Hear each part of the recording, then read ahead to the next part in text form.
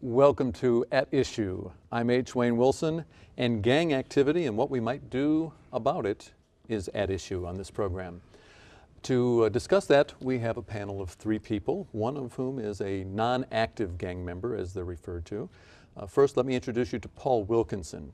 Paul is a neighborhood association president. He is with the Altamont Park Neighborhood Association. Paul, thank you so much for being here. Thank you. Seated next to Paul is Otha Boyd. Otha is a non-active gangster disciple out of Chicago. Yes, sir. Now living in Peoria. Peoria. And Denise Moore is joining us. Denise is the co-president of the Spring Grove Neighborhood Association. Denise, thank you for being here. Thank you to all three of you. Let's give the audience a little bit of background, Otha. Where you grew up, how you were introduced to gangs. I grew up in the city of Peoria. As I was growing up, I hitchhiked my way to Chicago, and there I was introduced to gangs by other gang members in a violent way.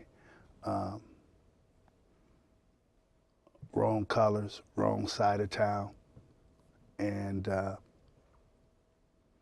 got into it with one of the gang members. And that day I got the top end of it, so to speak. I got the top end of the fight, and that really wasn't a good thing on the gang side of it. These people, they met me again, and they wasn't really coming to fight. They wanted to introduce me to a higher up gang member.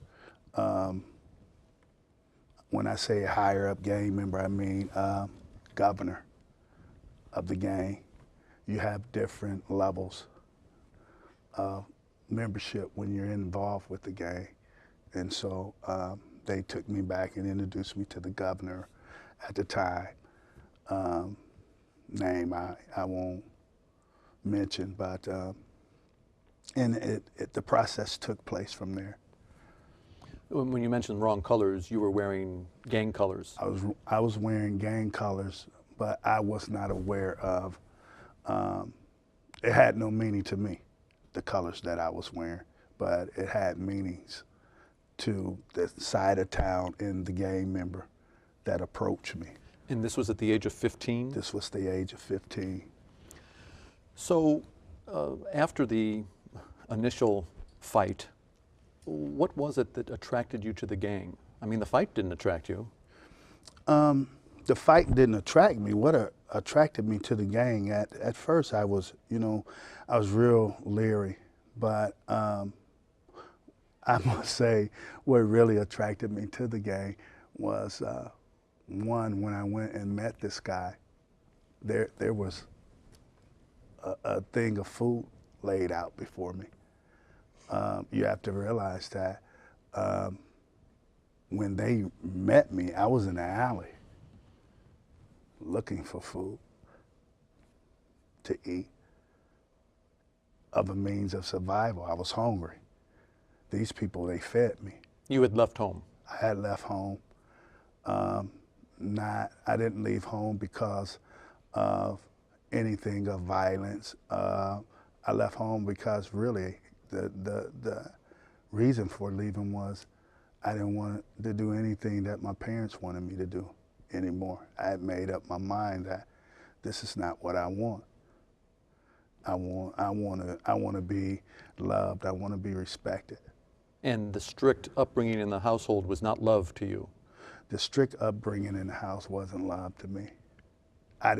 To me, I wasn't given a chance to be a kid. I was given a chance to,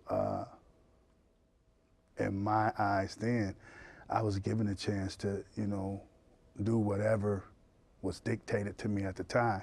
Nothing outside of the lines of you go to school, you get an education, you go to church, and home you sleep, and we do this routine back over again. You clean the yard.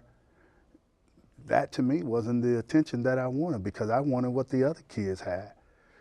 they had a chance, and they had parents that were getting involved with them in some type of activity in school, sports. I wanted to play basketball. I wanted to be a football player. You know, I didn't get to do those things. It was you go to school, you get your education. I'm working hard so that I'm providing so that you do this. And that's all you need to know, and that's all you need to do. And so, you know, being a young kid at the time, you think that you know what's best for you, but the whole time, you know, it's the parent that knows best for you.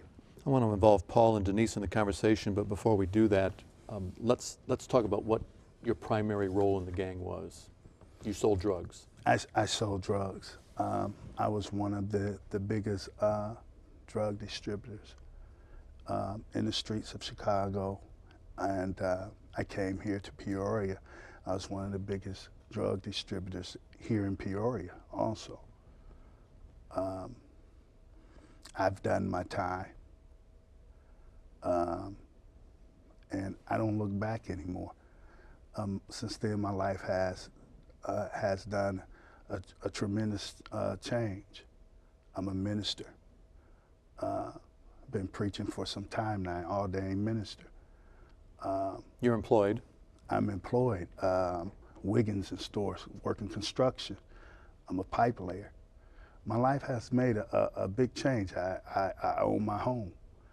I own my vehicles, and drugs didn't buy them. So there's a big accomplishment now in my life. Not to be tooting my own horn, but thank God that, you know, he didn't give up on me. You know. Let's talk about that transition later on in the program, but first I want to turn to Denise and hear what I mean, from a neighborhood association perspective, you've heard what Othas had to say. You carried a lot of money, you carried a weapon, you sold drugs. Yes, sir.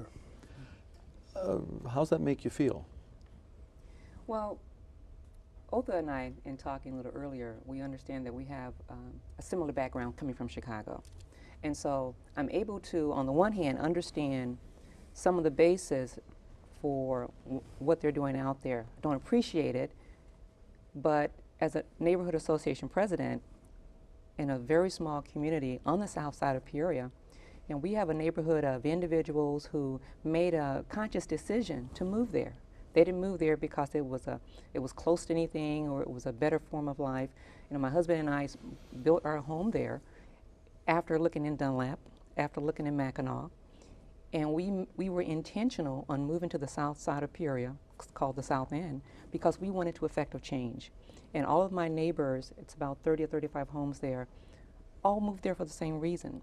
We wanted to change the view of the South End of Peoria, change what some of the gang members are seeing out in the South End of Peoria. We talked earlier about family upbringing, and it's not always a bad household that a gang member is coming from, because I think, Otha, you indicated you had a mom and dad at home. But and you like me, I had a mom and dad at home too. Mom's working nights, dad's working days. They are working so many hours to feed us. Yes. That sometimes they're not around to see what we're doing. Not that they don't want to be around, but it's the reality of the situation. But it doesn't make it better that a person turns to gangs. I mentioned that when I was growing up in Chicago, I grew up on the 63rd and Halsted, off 63rd and Halsted, and I had a 3rd, 4th, and 5th grade teachers who to this day I remember their names, and this was the early 70s. And they were the ones who made an impression upon me, seeing that I didn't have somebody coming to school when I won the spelling bee for the school. None of my family was there. When I had different other accomplishments, being one of the top 4 students in my class, and an assembly for that. My parents weren't there, they were working. But these teachers, and that's why teachers are so vitally important, were there to provide what you indicated you were missing. Someone to tell me, hey, you did a great job, and to encourage me to continue. now that I'm a homeowner and I have a family and there are other families there, sometimes we scratch our head too because we're wondering what's happening. The teachers can't do it all. The communities can't do it all. The police can't do it all. The government can't do it all. But none of those groups are being asked to do it all. If each of those groups did something, I think we would affect some change. Right now we're talking in the city of Peoria about a museum and the zoo. And those are worthy items to have in the city. I think it's going to bring a lot of people back to the city.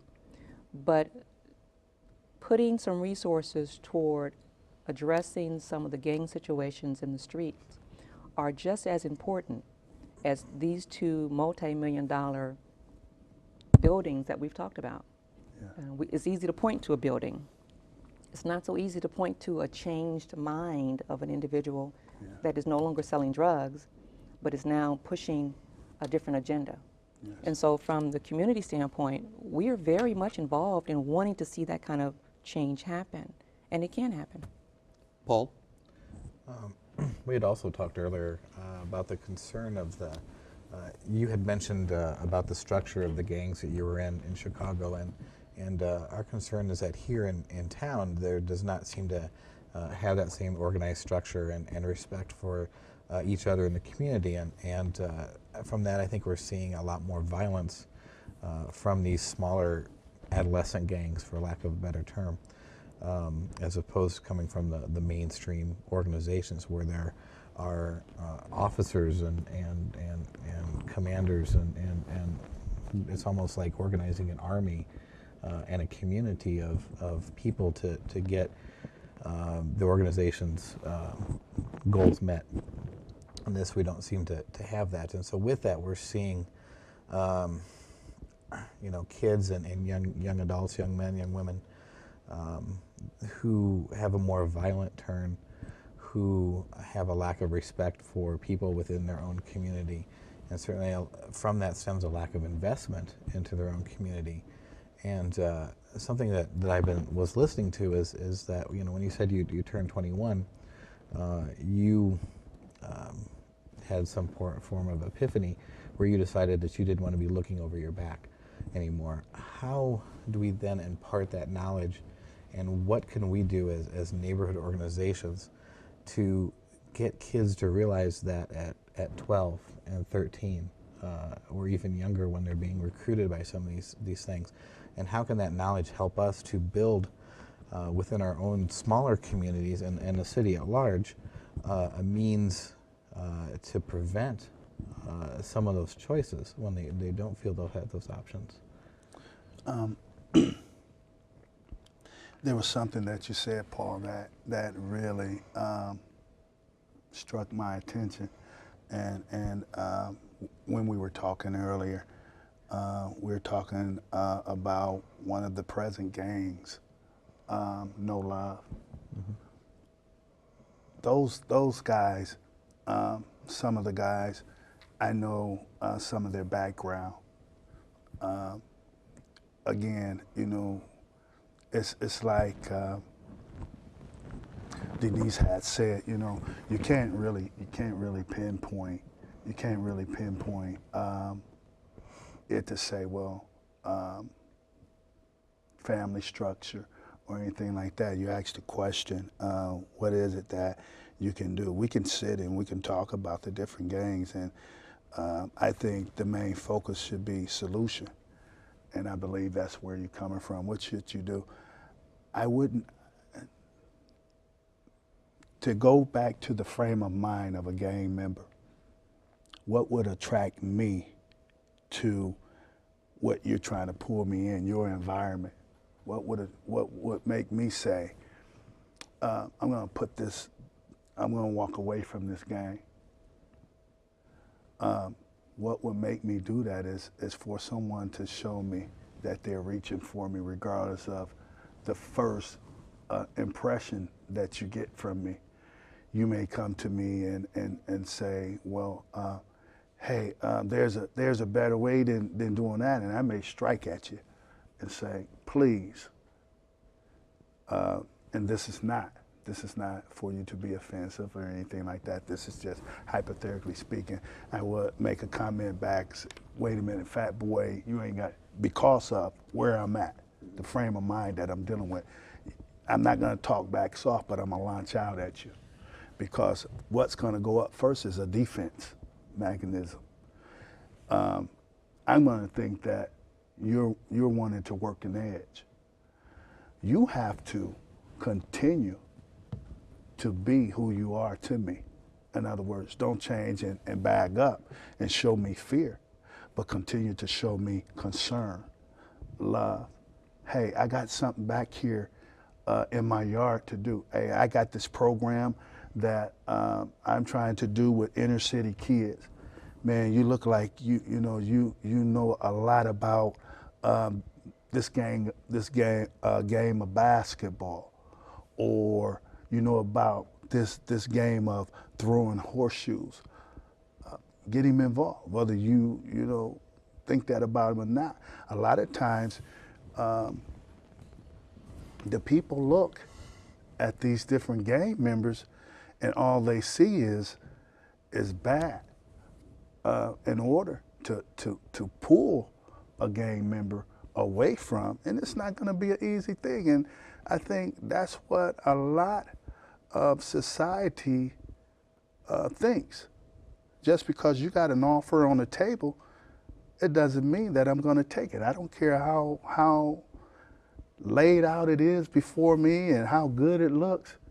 It has to look better than where I'm at right now in order for me to reach for it. And that is what I would say for your answer to get me refrain from the current position that I'm in is just to don't stop reaching just because you got a first bad response.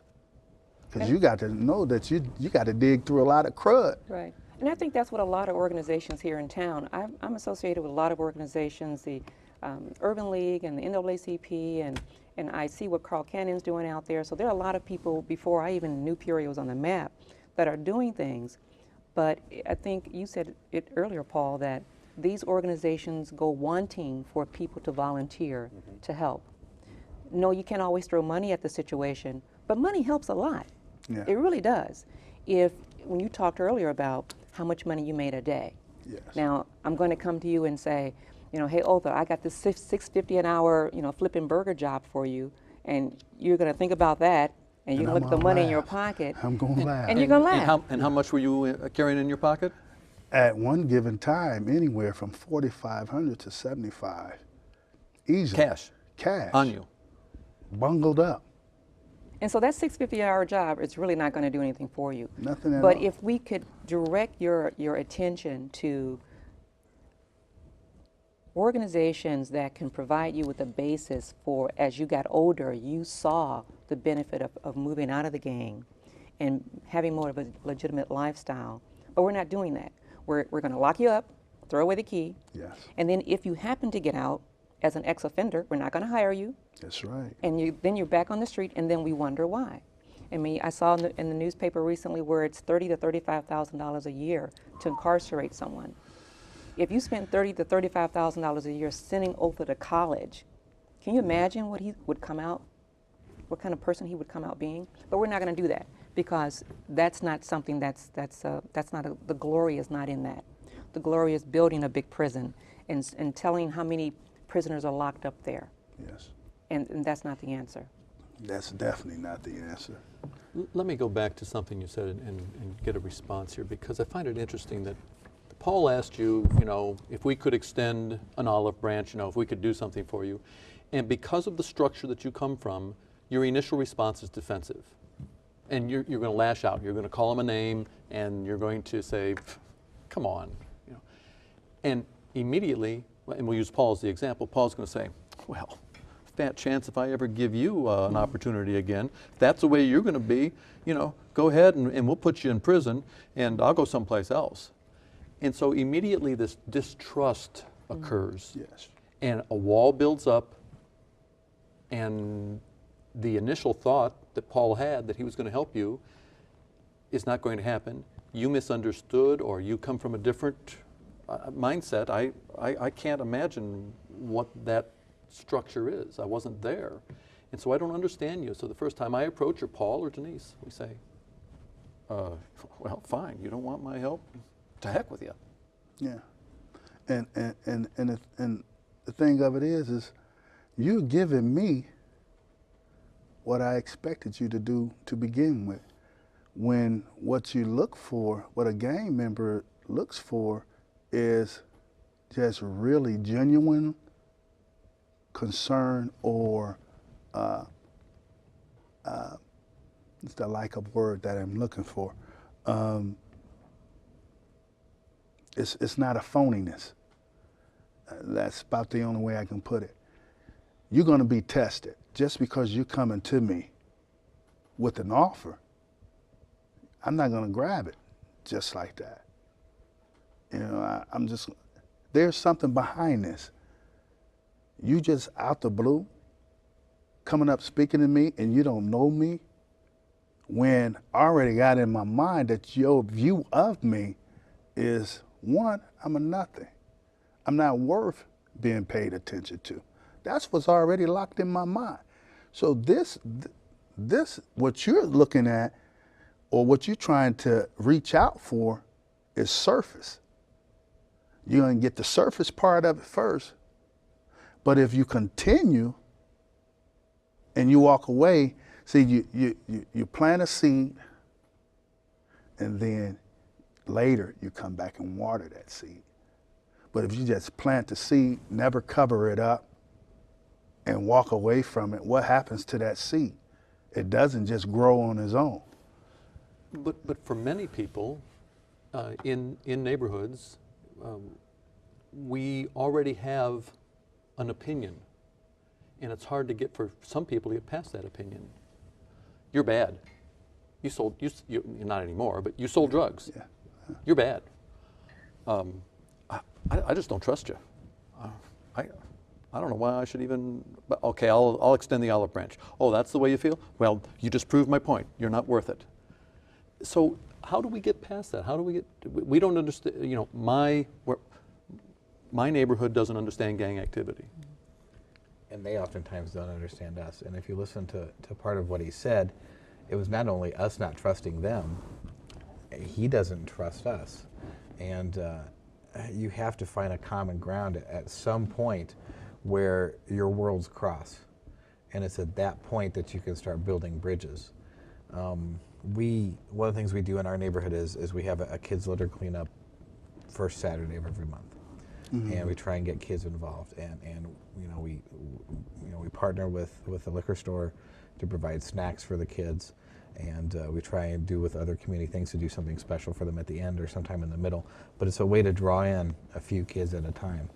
And we started with one kid and 2 adults, and it has grown and ebbed and flowed, and sometimes you get a whole bunch and sometimes you don't. But it's been one way that we can spend some time with the kids, because you have 2 hours of uninterrupted one-on-one time, adult child, to talk about whatever floats their boat. And usually I just let them talk and I listen, because most of the time nobody listens to them. And I think that time I usually get something out of it. I usually find out what's going on in the neighborhood, because believe me, the kids know everything.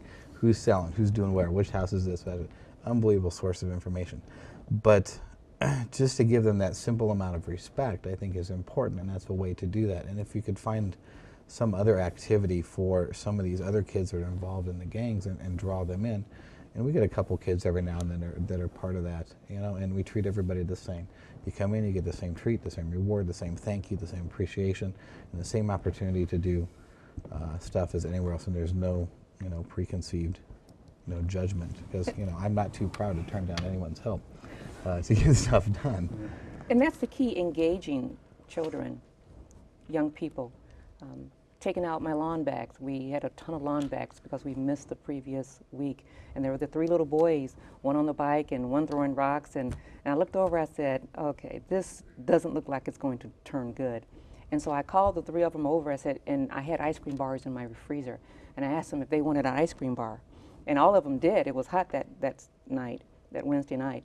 And I said, well, if you help me pull my lawn bags out, then I'll give each of you an ice cream bar. Didn't cost me anything but an ice cream bar. I didn't eat it anyway.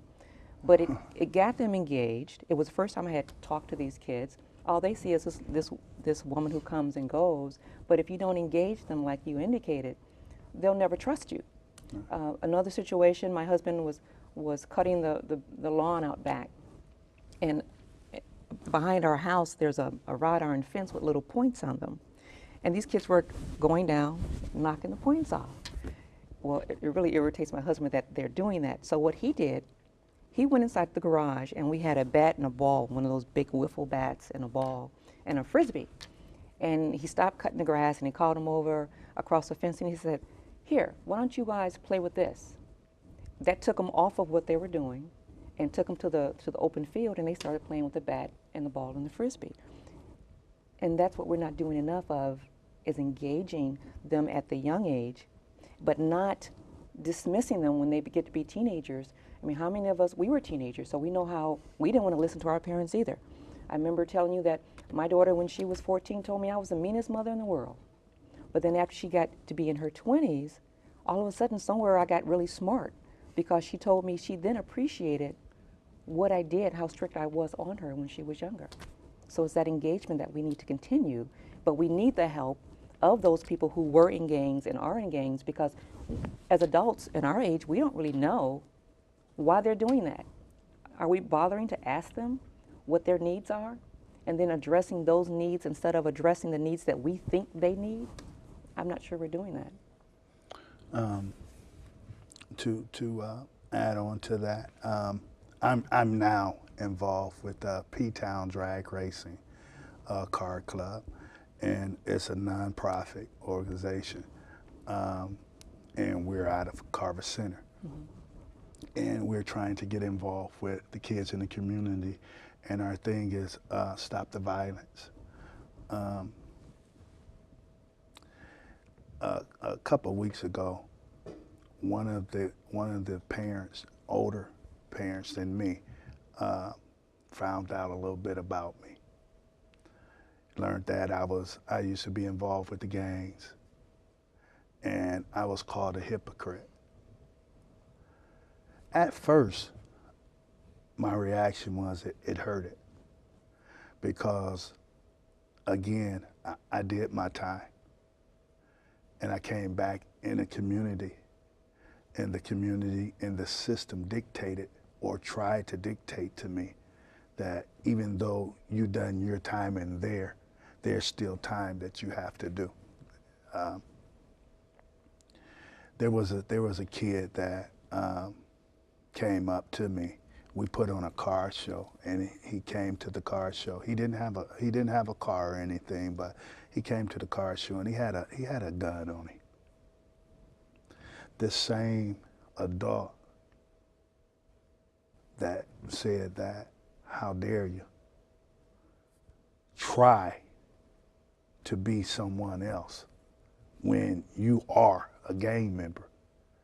The gun was pointed at them privately, but it was pointed at them. But because of who I am and the background that I came from, I was able to communicate with that kid. Looked to be about 16, 17 years old, and he had what we call bud. He had marijuana in his mouth, and he was saying, "So now what?" And I kindly walked up to him and put my arms around him and said, "Is this really the way you want to go out? Because look around you. You have a whole lot of people around you. You're going to shoot this person, and you're still going to go to jail, or you may get killed in the process." Because there is, and this is not to badger Peoria Police Department, but there's a lot of police officers out there that are gun-ho. They don't care nothing about these kids out here. Some of them are afraid of their own self. I would even go far as to say that they are even gang members yet still, adults that's inside the police department. You were saying that you're not trying to find a solution, and I told that story, and the guy gave me the gun. I took the gun and threw it in the garbage. And he kept smoking his bud, and he walked off, and he said to the adult that he had the gun pointed to, "Today you get the chance to live." But what he didn't realize is today he got the chance to live. I talked to him maybe, could have been a week ago, and he told me he got a job working at McDonald's. This kid had never been in trouble before. But here's me on the other side, looking through the eyes, looking at him from the eyes of what was viewed to me. And it's easy for a people that don't understand gangs, for them to point the finger and say, "You're not worth it. You're going to be a nothing anyway." That's planting a seed already into a person that is on a downfall. It's easier to push the head down rather than reach and pull the head up and show them a better picture. And I just feel like if we claim to be good citizens of the United States, politic people, they claim to care. I really agree with you, Denise, when you say that it's not about money. It's not about money, because you can reach these kids, or Paul, you said, the money factor. Money does play a big factor, because you need money to even move anything, or to have a function, or to, how are you going to help me and you have nothing to offer me? So you can't reach me without the money. You're talking to a person that easily made $45,000 to $7,500 easily. All I had to do was wait on the first month of each monthly paycheck that Wayfair puts out there. And I was guaranteed to walk around just as well as a businessman in government. I agree, because we've worked a lot over at, specifically my husband has done a lot of work at the Proctor Center. And I don't know if you've ever been over to Proctor Center. They're trying to do some fantastic things over there. But when you have a young person who is already coming from a background of supposed neglect, peer pressure because they don't have the nice clothes that maybe a friend has, they don't have an iPod or some other thing that somebody else has, and then you bring them over to the Proctor Center, and then you see, as much as they try to maintain that facility, how run down it is, how resources are short. And then as a kid coming up, you just said it, and you see that, is that going to attract you to come there and No. keep coming back there? And I don't want to paint all police officers with a broad brush, because then we could paint everybody Yeah. with a broad brush. There's a lot of fantastic period police officers out there Yeah, that are it trying is. to do some things. And so we have to make sure that we are acknowledging those officers and holding the others accountable. And if we can do that and provide those resources, so these young people like you were can see that, yeah, you can succeed, and we're going to help you, because we have new stuff here at Proctor Center too. You don't have to go to the North End to get something that looks new and feel valued, but it's in your neighborhood. And right now, I think that a lot of that is lacking in a lot of the neighborhoods. Well, let me go a step further and broaden your statement about let's paint with a broad brush. It's no secret that there are many people who just say, gang member, hello, police department, get them out of here. And that, we have already shown, is not a successful approach. Right. How do you go about suggesting to the average citizen, Joe and Alice Six-Pack, as I refer to them, you need to engage gang members? What? I'm not engaging gang members. You're nuts. I think it's very difficult. I'm also part of an umbrella organization called the Neighborhood Alliance, which is a coalition of a number of neighborhoods. And one thing has been a common theme is frustration with trying to make things better in a lot of the older parts of the city. And I think when you have people reaching that frustration level with a variety of other things, you know, sometimes it's noise, sometimes it's litter, sometimes it's vandalism, sometimes it's shootings, their tolerance for other things is very low. But within this organization and meeting, and we have some phenomenal neighborhood leaders, unbelievable people that I have learned just a lot over the years, a lot of respect for people, come ideas. And there's one idea that's kind of being fostered a little bit in East Bluff about trying to get some ministers involved and a little bit of money and trying to get maybe reaching some 12 and 13-year-olds and getting them out raking leaves and doing something. So there's a paycheck that goes along with that. We just got back some of the neighborhood leaders and a few city staff from the Regional Neighborhood Network Conference down in Louisville, Kentucky.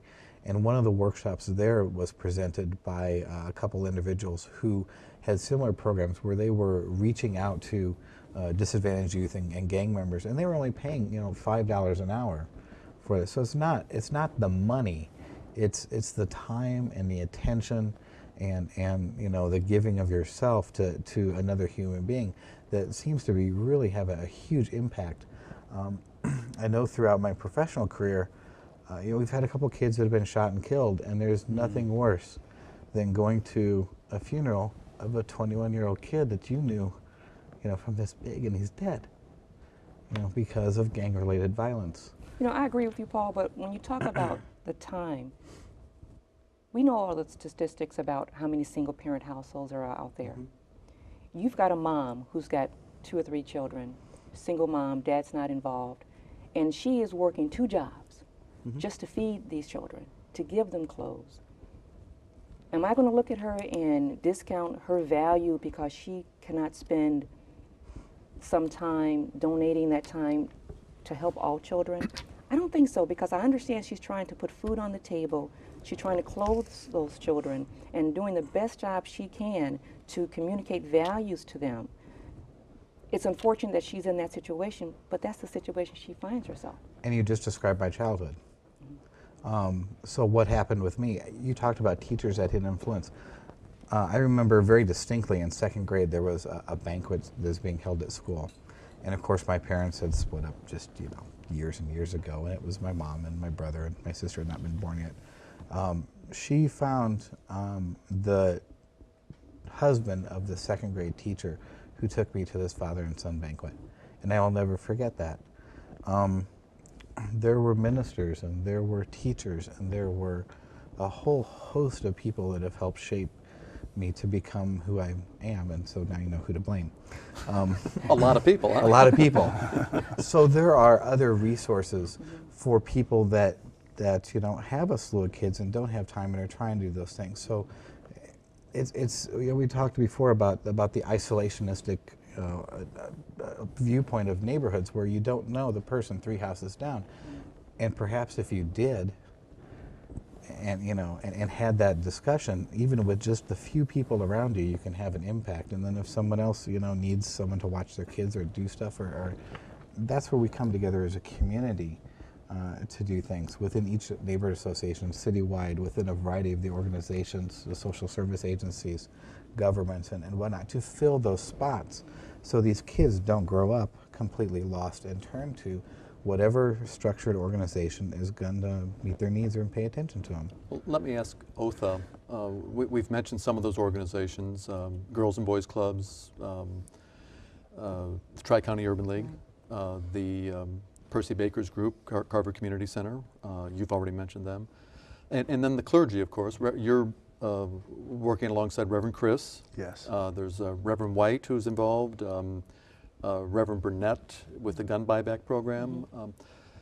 These are all ways of reaching out and saying, we're trying something different to try to reach out to the gang community, and there are alternatives.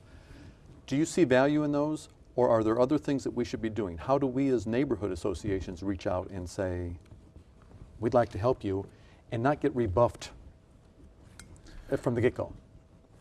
Well, I think that all of these things that has taken place, I think that those are good things from the different people. But can you imagine if one organization with all these other different organizations that's going on come together and stand behind that one thing and push it? How much people you can reach, how many gang members you can reach? I think without being a critic or criticizing all of these other great organizations that's taking place, I think that it's lovely, but I think that it would be more effective, and it's one thing that was said by Paul, ministers getting involved, churches getting involved. I think a lot of the churches, if they stop having their own agendas and get behind one minister that is trying to pull, whether it be getting involved with Proctor Center or whether it be getting involved with Carver Center, but get behind him and push him and help him and put in, that you can reach so many people. All these other avenues are great. But We're too fragmented? Too fragmented. It's too many different things going on. But everybody is trying to do the same solution. And if you're trying to do the same solution, why not get with a Denise? She's just using your name, if you don't mind. All of a sudden, you're now the champion of this thing. Well, no, I mean, get behind her and say, okay, she's got this program going on, she's got that program going on, she's got this program going on. I know I got this going on, but I'm gonna put this away for a time and get behind this and push this with her. But you know, that's happening today. You've got the Covenant that Tavis Smiley came out, the book that he came out with, The Covenant with America. In Peoria, there's a group of individuals who are trying to push that agenda and narrowing the focus down to bite-sized chunks that can be actually worked upon. And so you don't have one person, because it's very difficult to get behind one person, but there's one message. And if each individual church is working with that message that the Covenant is trying to push forward, I think that's where we're going to get what you're talking But about. to Otha's point, we need a champion to coordinate all of that. And that's been done with the Covenant. That's what the Covenant has done. They had meetings at the Peoria Civic Center, and they wanted everyone to come out and get behind this. So, because we can't even get behind the mayor in this town. That's one person of one city. We can't get behind the police chief. We can't get behind the Reverend Chris. So what makes us think sitting at this table, one person is going to be the force that brings everybody together? We're more likely to get behind a common cause than we are a common person. But doesn't it take somebody to coordinate that so that we all stay on task? And I think that's what the Covenant is doing. I hate to keep getting back to that, but we've got Alma Brown with the city and Rita Ali. Those are the people, to my knowledge, who are directing this activity. So you've got someone, but you don't want to run the risk of a personality being the impediment of someone getting involved, and that's oftentimes what I have seen happen. Not to criticize, but and I'm aware of the Covenant, but I don't think very many Peorians are.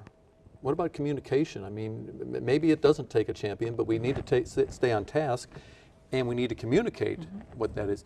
And Alma Brown, I know, is watching the show, and Alma's the director of communications for the city. So Alma, you're in charge. I appreciate that.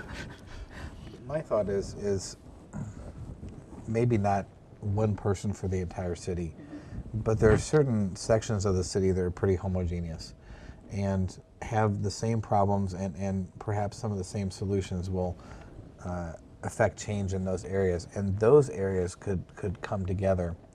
And like some of the South Side problems are not necessarily the same size as the East Bluff or the Center Bluff or the West Bluff.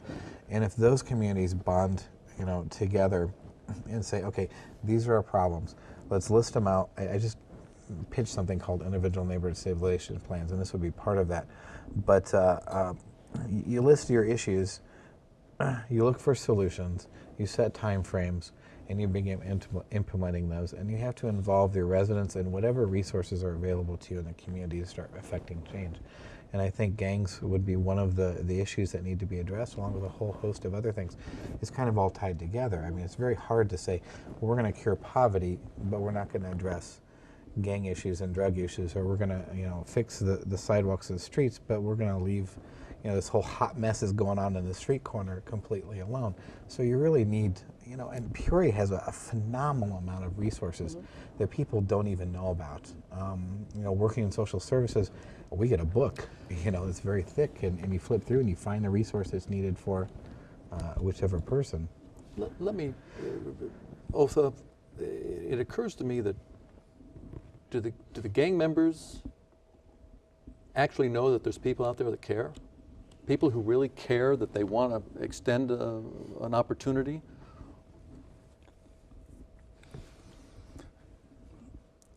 I think that gang members, I would have to say, and when I and you can't speak for all of them, right? When I answer this, I answer it from I'm climbing back into a seat or a frame of mind of a gang member, being that I am a ex-gang member. I would say no. I would have never come to this meeting had I been still active and a gang member. Why? Because then I would look at all three of you and say, please, all we're gonna do is sit and talk. Or all you wanna do is pick my brain for information. There is no genuine concern about Otha Boyd. You don't even know me, so why would you be concerned about me? How about you do this? You go your way, I'll go my way. I'll continue to do what I need to do to survive and put food in my mouth, whether it means taking it off your table or what. I need to do what I need to do to survive. So no, I don't think I would say I don't think you have any kind of concern on me. No, there's not. And I speak for some gang members when I say this. You're still in contact with gang members? I'm still involved with some of the gang members because of the trust factor, me understanding them, the way that they think, also them knowing that I've changed my life and I don't agree with the violence of the gang member now, because now I know that there's a different way. I know through Jesus Christ that I have allowed to come into my life that there's a different way. I know that now that there's room to snuff out a life or to corrupt others to pull in to take out another life. Having heard that, makes it difficult for us, if we had a concerted effort, whether that requires a champion or money or a single task, but it makes it difficult to break down that wall. Difficult but not impossible. You have Reverend Clayton out there and his wife with their contracting business, bringing in young people, teaching them a trade that they can take and use that trade. Just talking about the South End, we've all passed those homes that are run down and dilapidated, and if Reverend Clayton and his wife had the resources that they could train more individuals, they're out there in the streets, taking it to the streets where the gang members who are there see that this is happening. They're not going to come to some big facility like this, no. But if we are in the streets and they see that that's happening. And you talk about what Reverend Chris is doing. Yes. He's in the streets. Carl Cannon is in the streets, and that's where Yes. that's where Yes. it's going to be solved, in my opinion. And to a degree, preventing those who are young from even going that Exactly. path to begin with. But it sounds like one of the key things is consistency. Yes. I go to you, I see you standing on the corner, I'm walking up the street, I say hello to you every day. Now, we have no more relationship other than I walk past you and I take the time to say hello, you take the time to speak back. At some point, that's going to change, Yes. or can change, but it's going to take time. So it might be more, 6 weeks down the road, 8 weeks down the road, I ask about them. What are you doing? How you doing? Kind of hot out here. And start bridging those gaps and with baby steps. You're not going to come in and go, here's a contract. I need for you to stop selling drugs. And I'm taking this corner back. This guy's going to say some rather unpolite things to me. Yeah. If not do some polite Or things. do some rather unpolite not, things to yeah. me. But it's just that consistency from each thing that he said is incredibly important to bridge gaps between people. I like what you said, because you're talking about building relationships, and trust, as you indicated earlier, does not happen just because you think it should. Right. You have to build a relationship, and I think that's what you're saying.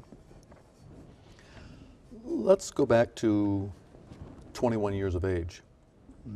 You make a decision to leave or become non-active, I guess is the term. Why? For you as an individual. I have to take, that back to parents that at the time I didn't feel that loved me. At age 15. At age 15, then I felt like they were more of a concern. I'm the baby. I'm the only boy. There's 2 sisters that's older, and they got the attention. I was at a place in my life where I had time to stop the traffic in my mind. When you're so busy, you don't really have time to really give a lot of thought of your surroundings or what you're actually in. And I can remember coming to a halt. I've never done drugs before. I never drank before. I couldn't tell you the taste of alcohol, any type of drug, no cigarettes, no nothing. So, what I did was a means of survival. This is not to pat myself on the back. I was heavy off into the gangs. I was heavy off into the power to be able to move a body. And, I sat and I realized that, wow, I'm tired of all of this. And I waved in my mind that, how much do this mean to me? And then I had the chance to look at life at a different perspective to say, are you really living? Or are you dying? So you considered that you were dying? I considered that I was dying. I wasn't really making any ground. Yeah, I had the money. Yeah, I had the power. But the power that I had was a people that was afraid of me. They didn't respect me. They were just afraid of me. And so I got tired of looking over my back for the next person, because there were going to be another person out there that were even stronger than me in power to put me in my grave. And so I got tired of thinking that thought too. And I said, it's got to be another way. It's got to be another way. I'm tired. I remember laying back in the basement of this building that I was in, and I remember feeling that loneliness again. I sat back and I realized that I started out trying to find happiness and love and some attention. And I thought I never found it. I never found it. So what are you doing? Why are you wasting time?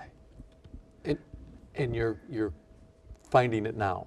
Oh, tremendous. Oh, yes, I am. And I found it, not finding it. I found it.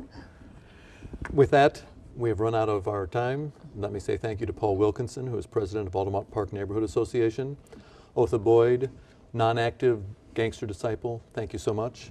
And Denise Moore, thank you, representing Spring Grove Neighborhood Association, co-president. Who's the That's right. Who's the other? Marilyn Mosley. Okay, we got to give Yes. credit. Yes. Thank you so much for joining us. We'll be back next week with another edition of At Issue.